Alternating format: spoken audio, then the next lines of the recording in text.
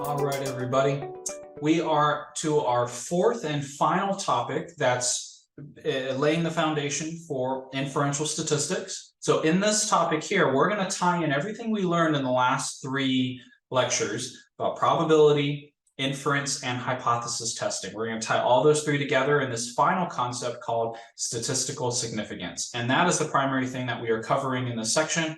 It's just to tie all these things together with this idea of statistical significance. So let's go ahead and jump into that, kind of bring this all together, tie all the threads together, so that way we'll be prepared to get into inferential statistics next week.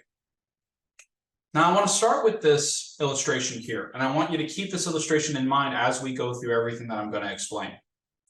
So let's say that you start out with a hypothesis, right? So we're referencing back to hypotheses. Let's say that I hypothesize to you, I predict to you that there are 10 balls in a bag that I'm holding in front of you. 8 of these balls are red and 2 of them are green, okay? So I give you the ball, I give you the bag, and I ask you to draw one ball out. Now let's say that you pull out one green ball. That was very unlikely. Probability-wise, you only had 2 out of a 10 chance to pull out a green ball. You had 8 out of 10 balls to pull out that were red, and that was a much higher chance you were going to pull out that. So 2 to 10 chance for green, 8 to 10 chance for red. Very unlikely that your first and only draw out of the bag would have been a green ball. Now, if you draw a green ball, that you've got some evidence here. Does that evidence you have in your hand, that green ball, is that evidence for or against my hypothesis? Does that support or go against my hypothesis that there are 8 red and 2 green balls in the bag? Keep this illustration in mind, because everything I'm going to explain for the next few minutes, I'm going to tie back together with this example at the very end, okay? Now, my explanation is going to be pretty long here because I've got to build up a lot of points, and I'm going to be tying in everything that you've learned the last 3 sessions, all right? So stay with me here, just kind of follow along, pause if you need to, reflect, and kind of let some things sink in, all right? So let's get going on that. Now, I want you to recall normal distributions, okay? Talked about that week 2, normal distributions. We know that in a normally distributed set of data, more scores are going to be in the center, which means that it's more likely that if you were to take a piece of data out of that data set, you're going to get a piece of data that's more towards the center. Less scores are in the tails, so they have a smaller probability. Less likely that you're going to pull a piece of data from the tails, right? More likely to get data from the center because most is in the center, less likely to get data in the tails because less data in the tails. So if I randomly draw a person out of a normal set of data, what's more likely, that I would draw somebody from the center or from the tails? It's more likely I'm going to draw somebody from the center, right? More likely from the center, less likely from the tails. So you remember that from normal distributions. That same principle is something that we laid out when we talked about sampling distributions in the inference section. So I am more likely to pull a sample out from the center of the sampling distribution, right? Pull a sample out closer to the population, and less likely from the tails, less likely to pull a sample out that's further from the population. So if I randomly sample from a normal distribution of samples, right? I take one sample out of a large amount of samples. It's more likely I'm going to draw a sample that's from the center of the distribution, less likely from the tails, right? So that same logic applies to sampling distributions. More likely to get one from the center, less likely to get one from the tails. Now, let's say I get a sample of math and English majors from their population, right? Math and English majors all over the country, and let's say that I just decide to study a few of them at HCU. I take a sample of 20 math majors and 20 English majors from HCU. So this is my sample.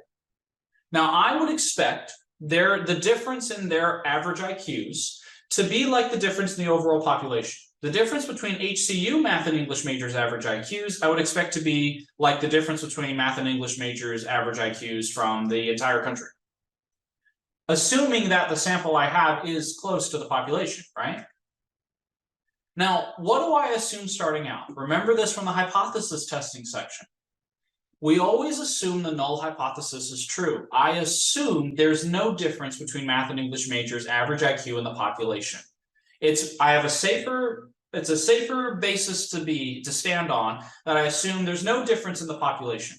So I assume that in the population of math and English majors, average IQs, the difference between them will be 0. Now, if I draw a sample from the population, right?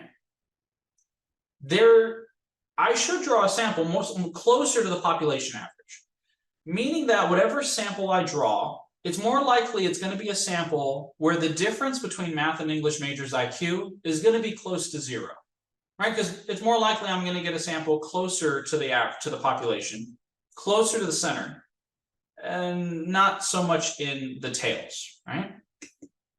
So assuming there's no difference between math and English majors IQ, most of the samples from the population should have differences in IQ closer to 0, right? It could be +2, meaning that average IQ is greater than English, or -2, math was lower than English, but it should be close to 0. I should really be getting a sample that has a difference of like 4, or a difference of -4, or greater than that. Most samples should be in the center.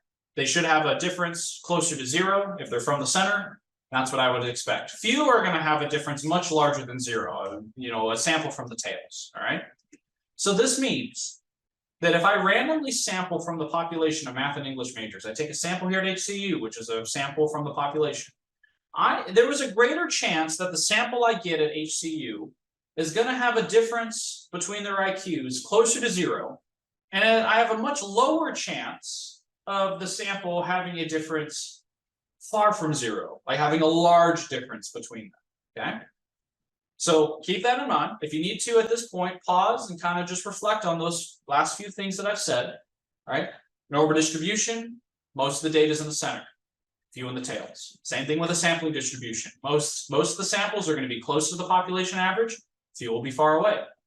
So if I take a sample of math and English majors average IQ, the difference between them is going to be very close to the population. And I assume the difference in the population is 0, because that's a safe place to be. I assume the null hypothesis is true. So it's unlikely, I have a lower chance of getting a sample with a large difference between them, greater chance of getting a sample with a smaller difference. So let's tie this together. If I assume the null hypothesis is true, if I assume there is no significant difference between math and English majors average IQ, how likely was I to find whatever difference I found in my sample between English and math majors average IQ? Was it likely for me to find it? Was it like, oh, this is one of the samples you would expect to find? There's going to be some difference. They have a difference of 3, but that's expected to find, because that's in the center. It's close enough to the population mean that that's just, call it sampling error, right? There's going to be a little bit of difference. That's acceptable. Or was the difference too unlikely? It's like, no, finding that difference was too unlikely, assuming the null is true. Assuming there's no difference, it was too unlikely to find the difference that I did find.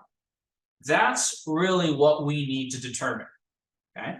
So assuming that there's no significant difference between math and English majors average IQ, assuming the null is true, what I really want to know here is, what is the probability, P, remember from the probability section, I want to know P, the probability of finding the difference I found between them.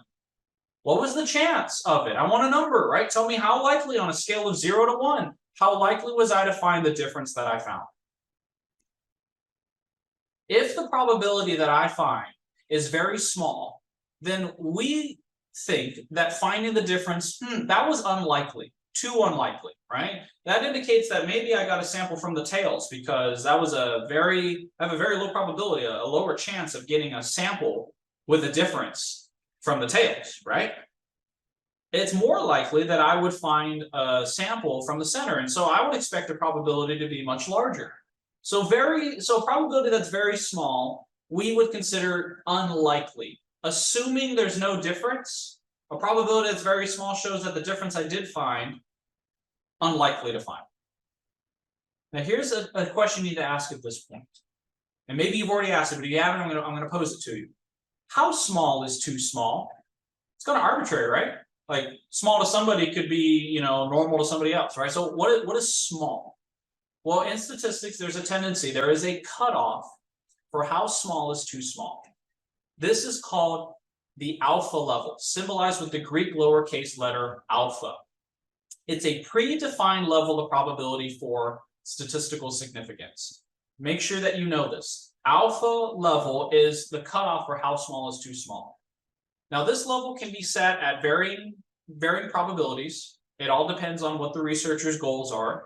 Traditionally, though, in the behavioral sciences, alpha is usually set at 0.05. And that's what we're going to use for this class. Alpha will always be set at 0.05 unless otherwise stated. So know that how small is too small? Anything 0.05 or below 0.05 is too small. That's our cutoff. So think of it as marking off the tails of the sampling distribution. Any sample that's in the tails has a probability lower than the alpha level, too small. So if the probability is less, if the probability of your sample difference is smaller than the alpha level you set, then you conclude that finding that difference in your sample was unlikely, assuming the null is true. Like, no, that was too small. That's too unlikely, assuming there's no difference. Assuming there's no difference, it was too unlikely to find the difference that I did find. Now, on the flip side, if the probability is greater than alpha, then that means the sample probably came from the center of the distribution, and then finding the difference you found was likely. It's acceptable, right? We're going to find some difference because of a little bit of sampling error, but it's not too unlikely that it was you know, we have to be skeptical of the null hypothesis. It was likely enough because the probability is greater than the alpha. So let's give some practicality to this. Let's say that you find a difference between math and English major IQ. And let's say that you find that the difference you found had a probability of 0.039. So I ask you this, is finding the difference in your sample means likely or unlikely, assuming the null is true and an alpha level 0.05? It should be unlikely, right? Because 0.039 is less than 0.05. So that means that, oh, the sample I got is probably from the tails of distribution. Too unlikely to find, assuming there's no difference. That was just, I had one chance to pull out a sample. Very unlikely I was going to pull one from the tails. Okay, so it's unlikely. Now, what if the probability is 0.61? Well, that's greater than 0.05. So finding that difference is likely. It's acceptable. It's like, yeah, I would expect to find that. Assuming the null is true, I found what I expected to find. Probability is greater than 0.05. Now, here's some technical terms I'm going to give you here. If you find that your probability is less than your alpha level, then you say that the difference in your sample is statistically significant. Okay?